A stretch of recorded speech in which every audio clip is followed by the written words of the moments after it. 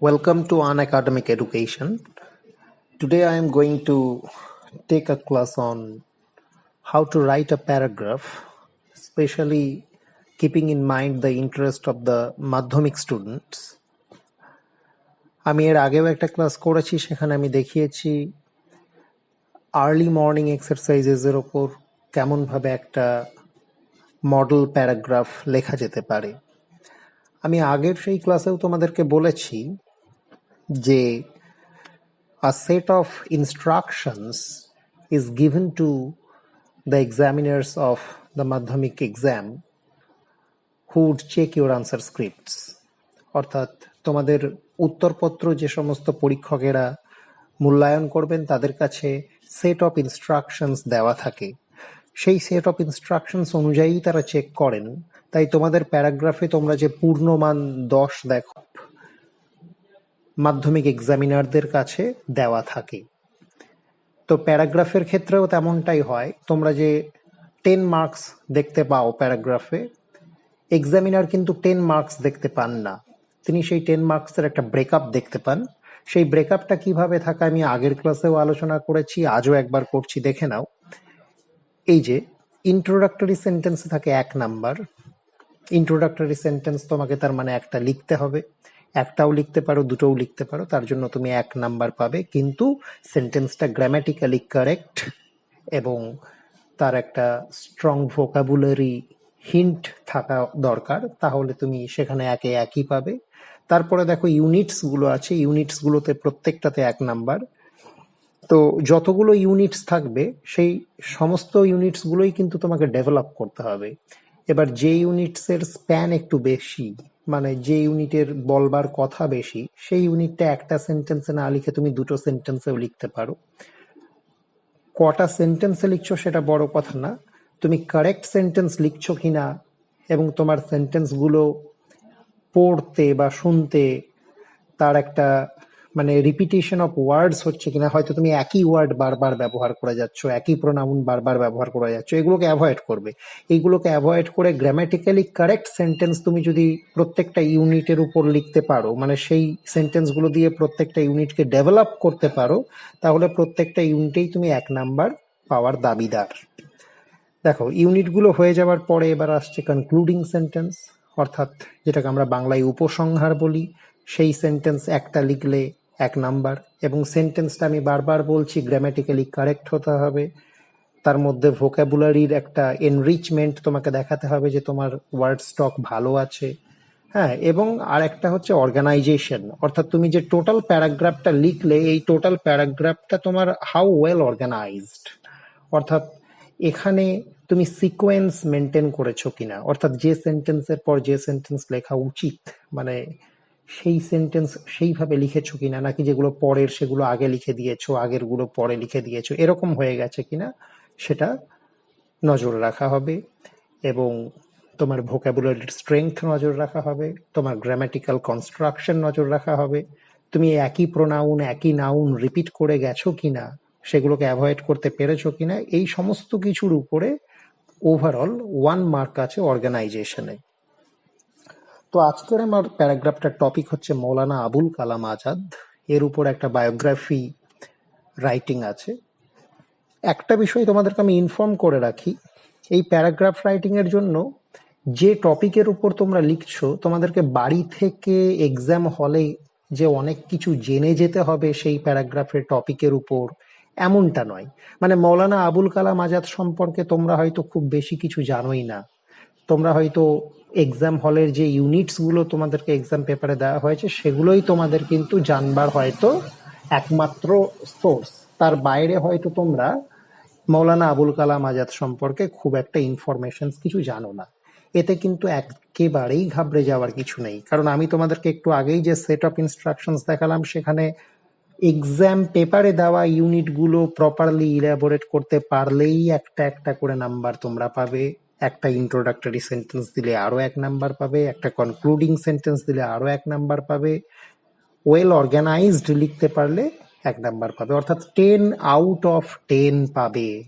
Full marks writing এ পাবে। যদি তোমরা মৌলানা আবুল কালাম আজাদ সম্পর্কে বাড়ি থেকে তেমন কিচ্ছু না জেনেও যাও এক্সাম হলে, অথচ ওটাই হয়তো তোমাদের পড়ে গেছে এক্সাম পেপারে, তবুও তোমরা ইউনিটগুলো গ্রামাটিক্যালি কারেক্ট সেন্টেন্সে লিখতে পারলে ফুল মার্কস রাইটিং এ পাবে।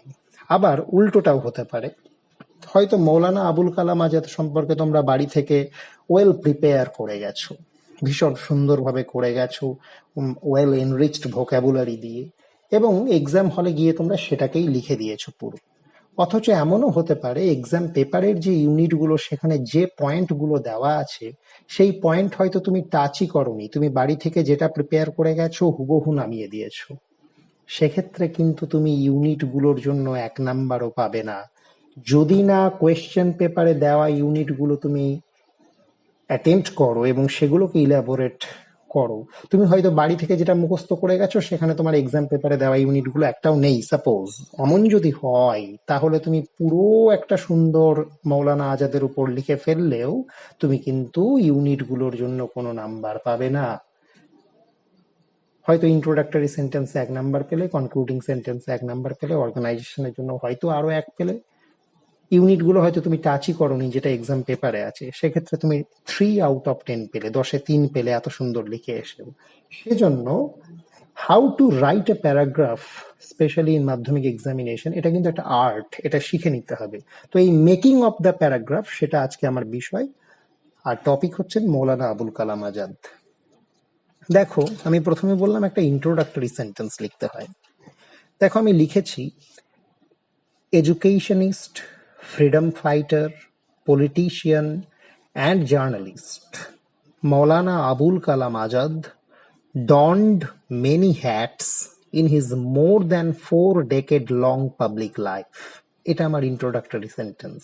আমি এই ইন্ট্রোডাক্টরি সেন্টেন্স লিখলে 1 আউট অফ 1 পাবো, একে একই পাবো। আমি কি বলতে চাইলাম, মৌলানা আবুল কালাম আজাদের যে 40 বছরের বেশি পাবলিক জীবন, মানে সাধারণ মানুষের সঙ্গে ওতপ্রোত যে জীবন, তার 40 বছরের বেশি জীবন তিনি সাধারণ মানুষের সঙ্গে ওতপ্রোতভাবে কাটিয়েছেন, সেই জীবনে তিনি অনেকগুলো ভূমিকা পালন করেছিলেন।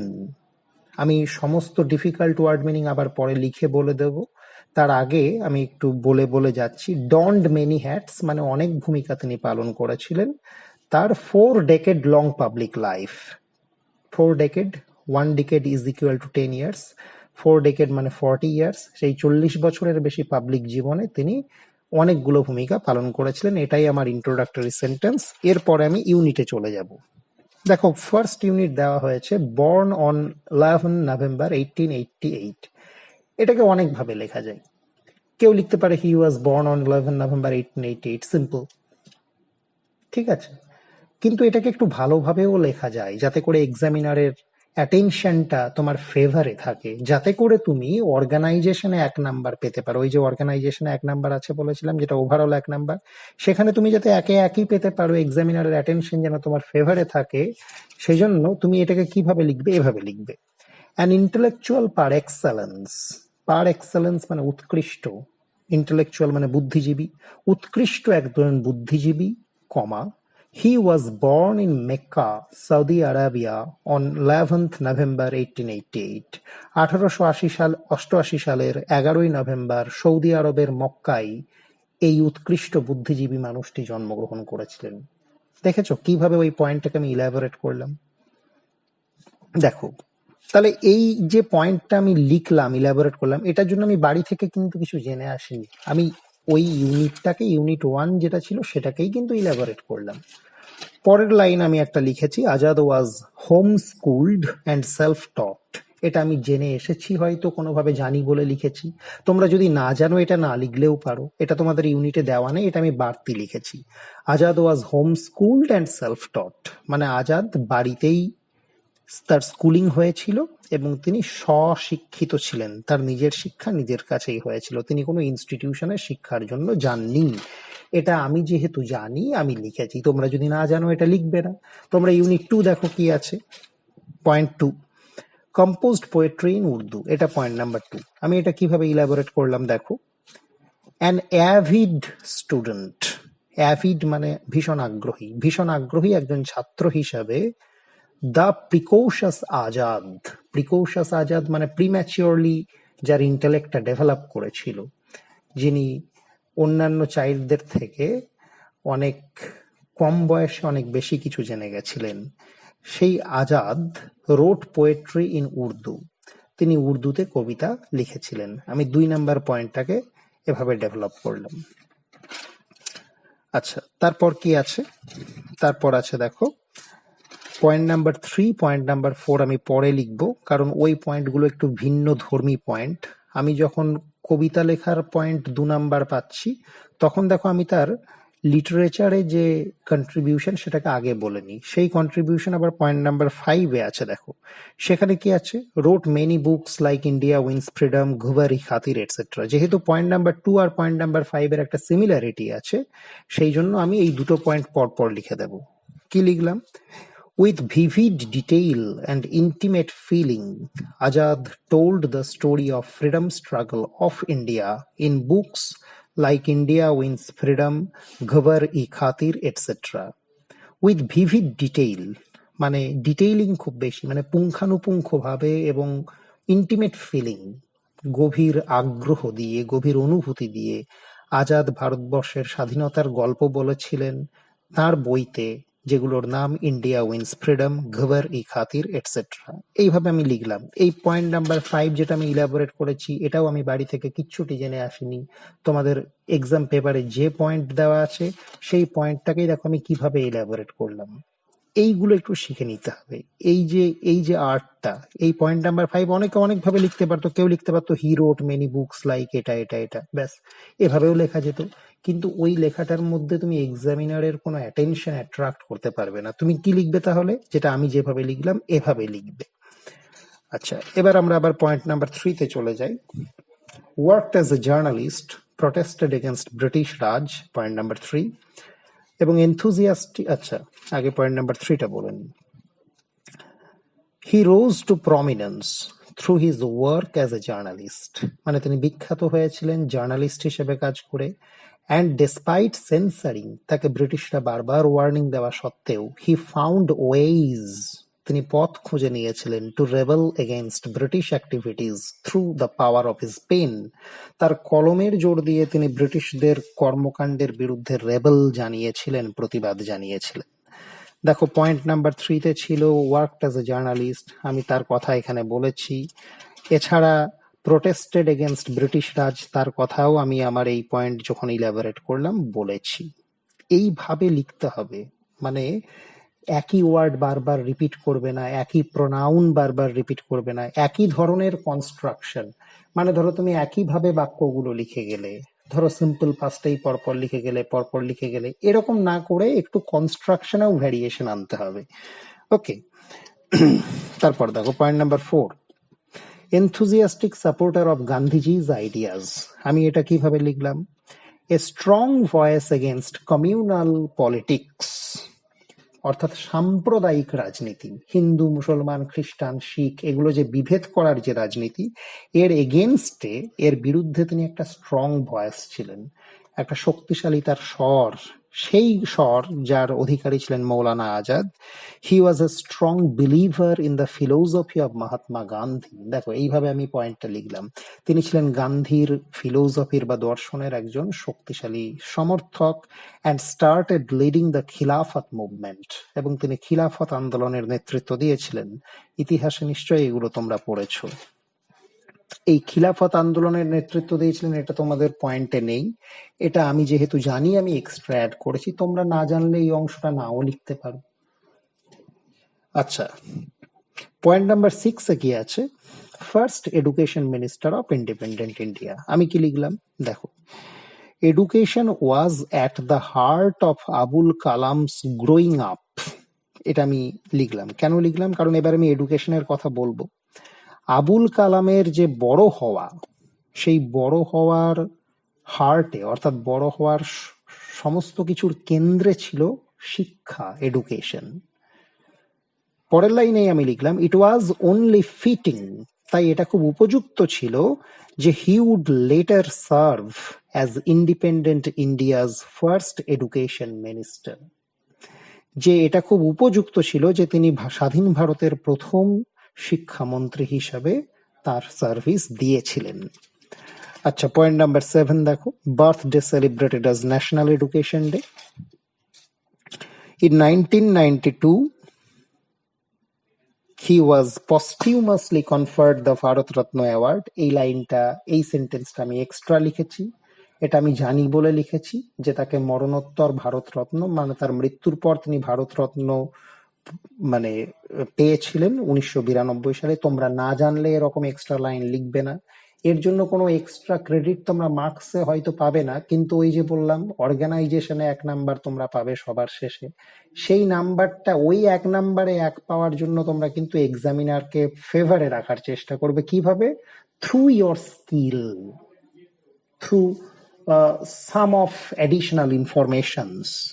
আচ্ছা দেখো, পয়েন্ট নাম্বার 7 আমি কি লিখলাম, his birthday 11th November is celebrated as national education day. National education day. Point number 8, died on 22 February 1958। এটা আমি লিখলাম, he left us on 22nd February 1958। এবার একটা কনক্লুডিং সেন্টেন্স দিতে হবে। Education was always of grave importance to the scholar politician. এই গবেষক এবং রাজনীতিকের কাছে এডুকেশন সবসময় খুব সিরিয়াস ইম্পর্টেন্সের ছিল, মানে গভীর গুরুত্বের ছিল। Who master minded national policies on education in post independence India, মানে স্বাধীনতার পরবর্তী ভারতবর্ষের যে শিক্ষা, জাতীয় শিক্ষা পলিসি, সেগুলো তার নেতৃত্বেই হয়েছিল। এইভাবে তোমরা একটা প্যারাগ্রাফকে মেক করবে, তৈরি করবে। ওয়ার্ড মিনিংস গুলো, ফার্স্ট যে ওয়ার্ড মিনিংটা আছে, ডন মেনি হ্যাটস, এটার মানে হচ্ছে অনেক কাজ একসঙ্গে করা। Have many jobs or roles to play. তারপর আছে পার এক্সেলেন্স, বাংলায় হচ্ছে উৎকৃষ্ট, ইংলিশে better than all others of the same kind. তারপর আছে self taught, Abul Kalam Azad was home schooled and self taught. আমি এরকম একটা লাইন লিখেছি, সেলফ টট মানে টট বাই হিমসেলফ, নিজের দ্বারাই শিক্ষিত। তারপর আছে avid, an avid student. Avid মানে ভীষণ আগ্রহী, ইংলিশে শোয়িং কেইন ইন্টারেস্ট, কিন ইন্টারেস্ট, KEEN। তারপর প্রিকশিয়াস, প্রিকশিয়াস মিনস প্রিম্যাচিওরলি ডেভেলপড, মানে অন্যদের তুলনায় কম বয়সেই যার ইন্টেলেক্টের ডেভেলপ হয়েছে বা বুদ্ধির বিকাশ হয়েছে। তারপর আছে রোজ to prominence, rose to prominence means became famous, বিখ্যাত হয়েছিলেন। তারপর সেন্সারিং, সেন্সারিং মানে কাটছাঁট করা, এখানে ভর্ৎসনা করা ইত্যাদিও আসতে পারে। Removing parts of a book, film, etcetera. তারপর আছে it was fitting, fitting, fitting means appropriate অথবা সুটেবল, উপযুক্ত। তারপরে একটা লাইন লিখেছি, in 1992 he was posthumously conferred the Bharat Ratna Award। 1992 সালে মৃত্যুর পর, posthumously means after death, মৃত্যুর পর। তারপর আছে education was always of grave importance, grave, grave means serious, গুরুত্বের, অতীব গুরুত্বের, সিরিয়াস ইম্পর্টেন্স। তো এইভাবে একটা প্যারাগ্রাফ তোমরা লেখার চেষ্টা করবে। একটা প্যারাগ্রাফ লেখার সময় এইভাবে তোমরা বিষয়টাকে ডেভেলপ করার চেষ্টা করবে, এইগুলো মাথায় রেখে যেগুলো আমি বললাম। সেজন্যই আমি এত ব্রেকআপ করে দেখালাম প্যারাগ্রাফটা। Thank you.